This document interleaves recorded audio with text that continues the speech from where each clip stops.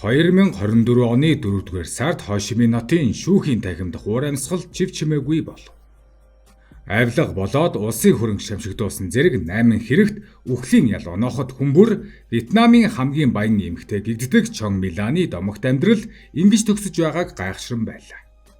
Гэвч сурах бичигт хүртэл нэр нь бичигдсэн энэ эмэгтэй амь насанд төгсөг болсон энэ мөчөд бүх үндэсний цочроосон солилцоог санал болгосон юм. Тэр 50 хэвээр шүүгчд хандан түүний амь насыг нь хэлтрүүлвэл өөрийн нууц их хөрөнгийг улсад өгөхөд бэлэн байгаа гэж хэлжээ. Энэ санал Вьетнамд бөмбөг мэт дэлбэрсэн шүүгэн боллоо. Энэ нь ил тодор шүүхтэр нүүр гарган хэлсэн золиосын мөрий байлаа. Тэр өөрийн мөнгөөр хуулийн эрх мэдэлд сорил тавьж амба үхлийг улсын өмнө сонголтын асуудал болгосон. Улсын санг дүүргэх алтан өндгөө эсвэл шүүхийн нэр хүндийг хамгаалах дээсв. Шоронд хоригдохоос өмнө Чон Милан Вьетнамын шинжлэл нээлтийн үеийн хамгийн тод гялалцсан төлөөлөгчдийн нэг байсан. Түүнийг хэвлэлүүд Вьетнамын хамгийн амжилттай эмэгтэй бизнес эрхлэгч хэмээн нэрлэж, засгийн газар эдийн засгийн гайхамшигын бэлэг тэмдэг гэж үздэг байв. Түүний бүх алдар нэр эгэл жирийн гудамжны амьдралаас эхэлсэн. Өдгөө 69 настай Чон Милан жирийн айлаас гаралтай.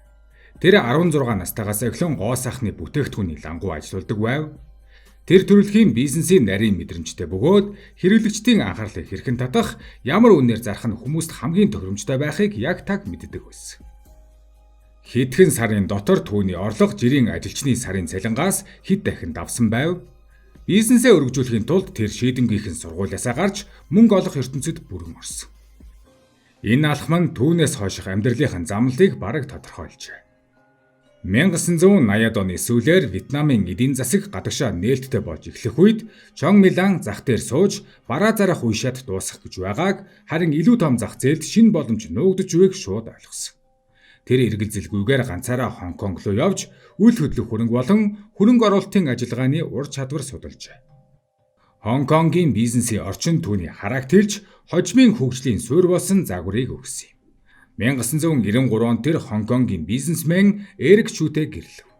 Энэ гэрлэлтэн зөвхөн хайр сэтгэлийн сонголт төдийгүй бизнесийн өндөр давхаргад нэвтрэх боломж олгосон чухал нэгдэл байлаа. Судалгаа туршилгаа дуусгаад эх орондоо буцсан тэрээр Хонконгод олж авсан мэдлэг танилуудаа Вьетнамын үл хөдлөх хөрөнгийн зах зээлд авчирв. Түүний бизнес асар хурдтай өргөжөж, офисын барилгаас эхлэн зочид буудал төдийгүй асар том худалдааны цогцлборуудыг хүртэл хөгжүүлдэг болов. Сайгон Таймс Сквер, Винзор зочид буудал зэрэг алдартай төслүүд үнэхээр түүний компанийн бүтээл. Эдгээр чанартай төслүүдийн ачаар тэр зөвхөн орон нутгийн үйл хөдлөх хөрөнгийн салбарын тэргүүлэгч бус үндэсний хамгийн нөлөө бүхий бизнес эрхлэгчдийн нэг болж чадсан. Үйл хөдлөх хөрөнгийн салбартаа баттай байр суурьтай болсны дараа Чон Милан гэр ахуйн бараа, санхүү, ложистик зэрэг олон салбарт бизнесийн эзэнт гүрнээ идэвхтэй тэлсэн. Үүний гол алхмын нэг нь Вьетнам дахь LG брендийн албан ёсны онцгой төлөөлөгчийн эрхийг амжилттай авч чадсан явдал юм. Түүний баяжсан түүх улбаар албан ёсоор үнэлэгдэж, сурах бичигт багтсан нь түүнийг эцгийн хөрөнгөөс баяжсан хүмүүс цаг үеийн үлгэр жишээ болгон өргөмжилсөн хэрэг байлаа. Тэр үе бол үндэсний хамгийн бахархалд бүсгүй Вьетнамын олон хүнд урам зориг өгсөн мөч байлаа. Гэхдээ гялалцсан амжилтын цаана Чон Миланы санхүүгийн ажиллагаанд асар их эрсдэл, бүр хууль бус гэмт үйлдэлүүд нуугдж байсан юм. 2012 оноос эхлээд тэр Сайгон Commerce банкыг онилон цаашлаад 10 жилийн турш үргэлжилсэн асар том санхүүгийн тонуулыг эхлүүлсэн байна. Хуулийн хязгаарлалтыг тойрч гарахын тулд Чон Милан 100 гаруй цаасан дээрх компанийг байгуулсан. Эдгээр компаниуд нь ямар ч бодит үйл ажиллагаагүй, зөвхөн түүний хувьцаа эзэмших хэрэгсэл байсан. Эдгээр цаасан компаниудын тусламжтайгаар тэр нууцаар үйл ажиллагаа явуулж хиндэж анзаарагдахгүйгээр SCB банкны хувьцааны 91%-аас дээшийг хяналтандаа авч чадсан. Банкны дотоод хяналт алдагдаж, тууз болон хяналтын хороо зөвхөн нэр төдий болж хувирсан. Ингэснээр банк үндсэндээ түүний хувийн санхүүгийн мөнгөний машин болж, тэрээр хяналтаа ашиглан асар их хэмжээний хөрөнгө тонож эхэлсэн. Шалгалтаар тогтоосноор 2018-аас 2022 оны хооронд тэрээр зээл авах материалуудыг хурамчаар үйлдэн нийт 304 их найд Вьетнам дом буюу ойролцоогоор 12 тэрбум долларыг хууль бусаар завшсан байна. Хэрэв энэ ажиллагаа илэрхгүй урт хугацаанд үргэлжилсэн бол холбогдох мөнгөний хэмжээ 10 квадриллион Вьетнам дон хүрэх байсан бөгөөд энэ нь тухайн үеийн Вьетнамын дотоодын нийт бүтээгдэхүүний 3% тэнцвэрээс асар том хэмжээ байв.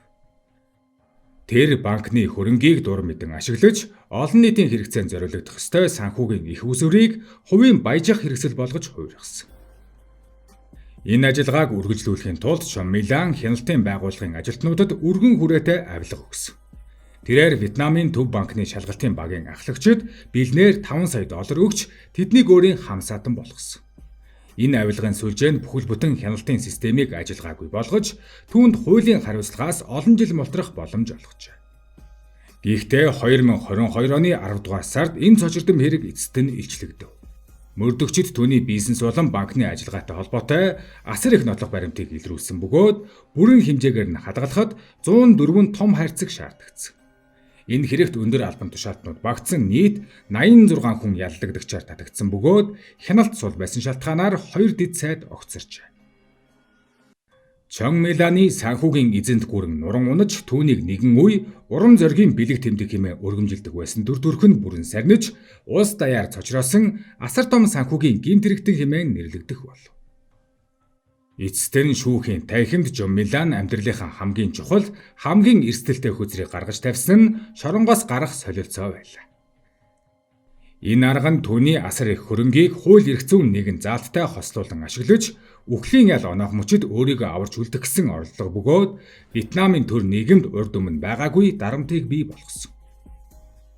Чон Милан Вьетнамын хуульд байдаг нэгэн тусгай заалтыг ашигласан нь хулгайсан хөрөнгийн 75%-аас дээш хувийг сайн дураараа буцаан төлсөн бол цаазаар авах ялыг хэлтрүүлж болох заалт. Тэр өөрийн хөрөнгийг барьцаа болгож энэ заалтыг өөрийгөө аврах гол түлхэр болгохыг оролдов. Шүүх түүнээс нийтдээ ойролцоогоор 11 тэрбум долларын хулгайлагдсан хөрөнгийг буцаан төлөхийг шаардсан. Гэвч шүүх хурлын үеэр тэр өөрийн хөрөнг энэ хэмжээнээс хавьгүй их бөгөөд зөвхөн өрөө төлөө зогсохгүй өөрийн хөрөнгийг үргэлжлүүлэн ашигласнаар улс оронд нэмэлт эдийн засгийн ашиг хүртэж чадна гэж мэдэгдсэн. Чон Милан бүх хөрөнгөө наривчлан тайлбарлав. Үүнд нь Хо Ши Минь хотод байрлах үл хөдлөх хөрөнгүүд ойролцоогоор 27 тэрбум долларын үн бүхий, харин бусад нэмэлт хөрөнгө нь 7.7 тэрбум долларын үнэлгээтэй. Ийм хоёр төрлийн үндсэн багц хөрөнгө бий гэж тэр мэдэгдэв. Тэр эдгээр хөрөнгийг үр төлөхөд ашиглавал банкны алдагдлыг нөхөө зогсохгүй улсад нэмэлт эдийн засгийн өгөөж авчирна гэж амласан. Энэ саналыг улс засгийн хувьд шууд хүртэх бодит ашиг мэт харагдуулсан ч олон нийтийн санаа бодлыг хоёр хуваасан. Амийг нь өршөөж хөрөнгийг нь ашиглах уу эсвэл хууль шударгасыг хамгаалж цаазаар авах ялыг нь хэвээр үлдээх үү? Олон нийтийн санал асуулгаас үзэхэд иргэдийн ойролцоогоор 60% нь энэхүү мөнгийг бодит асуудлыг шийдвэрлэхэд ашиглахыг дэмжиж байна. Тэд их хэмжээний мөнгийг эргүүлэн авах нь цаазаар авах ял гүйцэтгэхээс илүү үнцэнтэй гэж үзэж байгаа бол 40% нь эсрэг байр суурьтай байгаа бөгөөд мөнгөөр амь аврах боломж олох нь хуулийн эрх мэдлийг сулруулж нийгмийн шударга ёсонд нөлөөлнө гэж санаа зовж байна. Энэхүү санал зөрөлдөөн нь Вьетнам улсын засгийн газрыг урд өмнө байгаагүй хүнд нөхцөл байдалд оруулсан бөгөөд засгийн газарт ч гэсэн томоохон шийдэл шаардсан асуудал үүсгэв. Нэг талаас прокурорууд шүүхэд ямар нэгэн хилцэл хийхийг хатуу эсэргүүцэж хуулийн нэр төр нь зөрчигдөшгүй гэдгийг онцолж байна. Нөгөө талаас захиргааны төвшин нь улсын эдийн засгийн дарамтыг бууруулахад энэхүү мөнгөний ач холбогдлыг ойлгож сэтгэл татагдж байна. Хууль сахиулах хатуу дүрэн ба бодит ашиг сонирхлын зөрчлөн шийдвэр гаргагчдыг хоёр сонголтыг дэнслэхэд хүргэж байна. Одоогийн байдлаар Чон Миланы хувь заяа тодорхойгүй хэвээр байгаа. Хувийн буруутай байдал болон улсын засаглалыг нарийн холбосон түүний саналыг олон нийтийн дунд хууль, хөрөнгө, нийгмийн үнэт зүйлсийн талаарх хэлэлцүүлэг болгон хувирсан. Нэг талаас энэ эмэгтэй нэгэн цагт урам зоригтой дүр төрхтэй бахархал байсан бол нөгөө талаас томоохон санхүүгийн луурч. Түүний эцсийн үйлдэлүүд энэхүү хэргийн энгийн хууль эрх зүйн асуудал байхаас илүү Вьетнамын орчин үеийн хууль эрх зүй ба нийгмийн шударга ёсны ойлголтыг шалгах томоохон сорил болгожээ.